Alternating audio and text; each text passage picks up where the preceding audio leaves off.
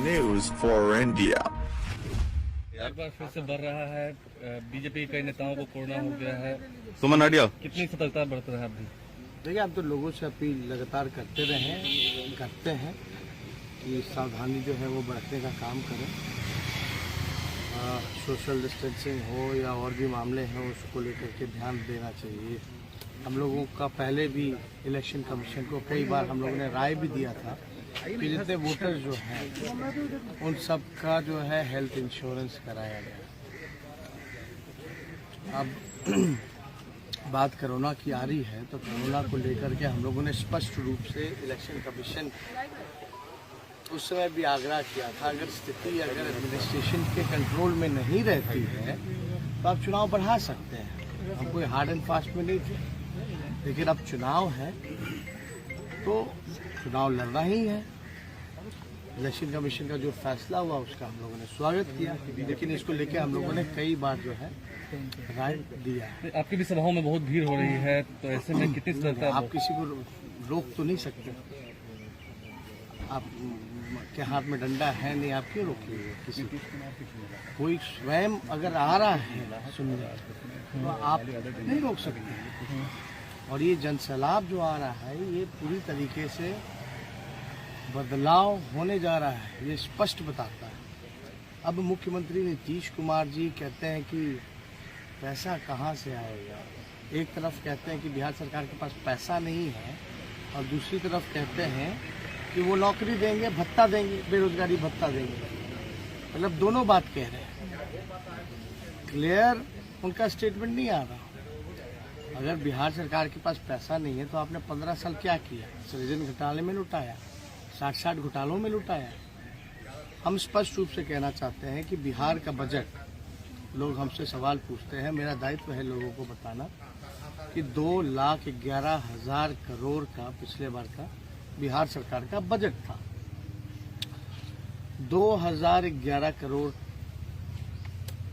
का जो बजट रहा, आप देखिएगा, आपके पास डॉक्यूमेंट निकाल के देखोगे, आरटीआई लगाओगे तो आपको जवाब मिलेगा कि बिहार सरकार जो 2 लाख करोड़ का जो बजट होता है उसमें से केवल 60% 60% ही बजट का खर्च कर पाती है, यानी 40% नहीं कर पाती है। और वो 40% अगर 2,11,000 करोड़ का अगर निकालोगे तो 80,000 करोड़ बचता है। तो ये ऑलरेडी बजट में तो इंक्लूडेड है ही। दूसरी बात, लोग बोलते हैं पैसा कहाँ से आएगा, तो सृजन घोटाला जैसा 60 महा घोटाले हुए, लगभग आपका 30,000 करोड़ रुपया जो है बिहार के भ्रष्टाचार में, बड़े घोटालों में गया है। देखिए, तो ये साफ बात है, जो भी आंकड़ा जो लोग दे रहे 4.5 लाख तो खाली है, वो तो 2,11,000 करोड़ में है ही। लेकिन जो 5.5 लाख जो राष्ट्रीय औसत, आप क्या चाहते हैं कि हम पद ना भरें? डॉक्टर अस्पताल में डॉक्टर ना हो, इंजीनियर ना हो, कंपाउंडर नर्स ना हो, सिपाही ना हो। हमको अगर आगे बढ़ना है और ये सब पदें नहीं बढ़ी जाएंगी तो स्वास्थ्य सेवाएं कैसे सुधरेंगी? कैसे शिक्षा व्यवस्था? देखिए, ये तो एडमिनिस्ट्रेशन का काम है, अभी तो चुनाव आयोग के अंतर्गत ये आता है। लेकिन जब भी भीड़ होती है तो उस हिसाब की व्यवस्था जो होती है एडमिनिस्ट्रेशन को करना पड़ता है। भीड़ ज़्यादा होने पे शौचालय की व्यवस्था हो या आपकी सुरक्षा की व्यवस्था हो, जल की व्यवस्था हो, ये सब लोग करते हैं। लेकिन इलेक्शन कमीशन को ये बातें जो हैं ये कही गई हैं कि कई बार जो है बैरिकेड वगैरह तोड़ करके थोड़ी बहुत, लेकिन अब जन से लाभ है, क्या किया जाए? आज अमित शाह का जन्मदिन है, उन्होंने कहा वोट नहीं करना मत करो, लेकिन यहाँ से जाओ, एक झुंझलाहट सी दिखाई दे रही है, तमाम करने लगे लोगों को। लोग यही सवाल पूछ रहे हैं, नीतीश जी, दुख दर्द में आपने आंख चेहरा मोड़ लिया, मुंह मोड़ लिया, बाढ़ हो, कोरोना हो, तब तो आप हेलीकॉप्टर अपना नहीं चलाए। अब वोट लेने के लिए आप आ रहे हैं, किस आधार पे आप वोट मांगने आए? 15 साल में एक कारखाना नहीं लगा, रोजगार नहीं लगा, पलायन नहीं रुका, गरीबी नहीं मिटी, भुखमरी नहीं मिटी, तो किस आधार पे वो वोट मांग रहे हैं? केवल और केवल लाठी से पिटवाने का काम किया नौजवानों को, शिक्षकों को, सरकारी कर्मचारियों को।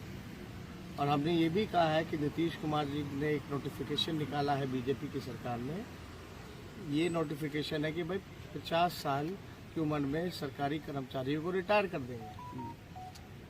तो ये जो फैसला है, हमारी सरकार आएगी तो इस नोटिफिकेशन को रद्द करें। नीतीश की झुंझुलाहट क्या दर्शा के हैं उनसे संभल नहीं रहा। अब कितनी बार बुलवाइएगा? मानसिक और शारीरिक रूप से दोनों तरीके से वो थक चुके हैं। अब उनसे बिहार नहीं समझने वाला। ओवैसी जी को कहना है, ओवैसी जी का कहना है कि सपने में योगी को हम दिखाई देते हैं, पाकिस्तान है और ओवैसी यही फिर दिखाई देता है उनकी सभाओं में। अभी कल भी भाषण दिया उन्होंने, योगी साहब ने। अरे हम ना इनका देखते हैं ना उनका देखते हैं। तेजस्वी जी, एक सवाल है कि हमारे सामने जनता का सवाल महत्वपूर्ण है। कोई व्यक्ति विशेष कौन सा मुद्दा दूसरे राज्यों से लेकर के आता है, ये हमारे लिए कोई महत्वपूर्ण नहीं है। महत्वपूर्ण ये है कि ये बिहार का चुनाव है। बिहार के चुनाव में मुद्दा सबसे बड़ा बेरोजगारी, कारखाना, पलायन, गरीबी, भूखमरी, लाचारी, बीमारी, शिक्षा, ये सारी चीजें हैं। हम जो है जनता को हमने विकल्प दिया है और क्या काम करेंगे, vision. Subscribe now and press the bell icon. Never miss an update.